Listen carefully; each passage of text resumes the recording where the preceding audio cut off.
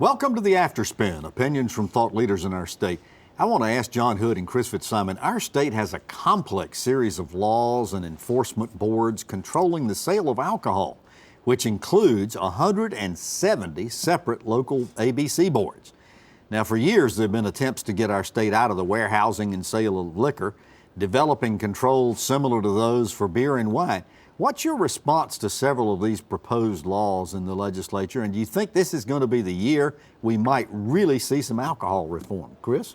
Well, I do think we need some reform. I'm still not convinced that it's going to happen. And as we've talked about the show and before, the evangelical community, the people who are against alcohol just in any form, so for a long time sort of held sway in the North Carolina legislature. And Republicans and some conservative Democrats. Bring to mind Coy Privet well, and a lot of other Action people, League. and a lot of Republicans, not all of them, and some conservative Democrats are very attuned to the concerns of that particular lobbying interest. Although I do think as we enter, we're now in 2019. Other states have shown that you don't have to have this bizarre labyrinth of controls and local boards, and frankly, political patronage, which is another reason I think it's a lot of governors, Democrats and Republicans, have continued the practice. So I don't disagree that we need to do something. I'm not as optimistic as others that something will be done. John, are we going to do something this year?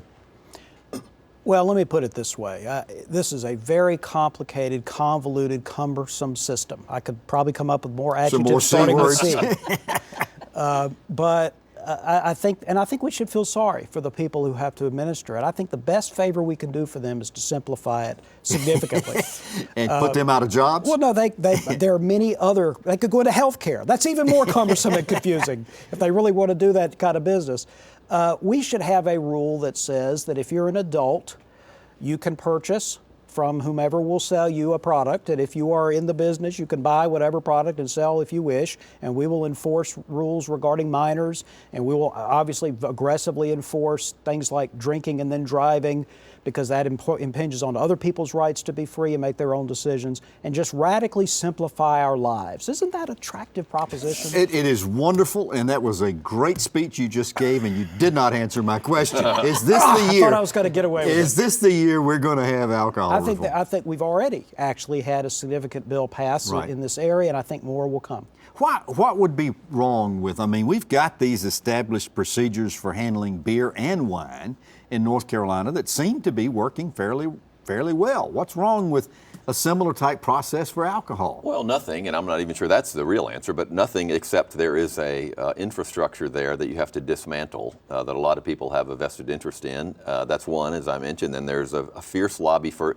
It's very difficult in the legislature to change when you can have a drink from 12 on Sunday to 11 on Sunday. That's a fierce debate. So imagine dismantling the whole regulatory system.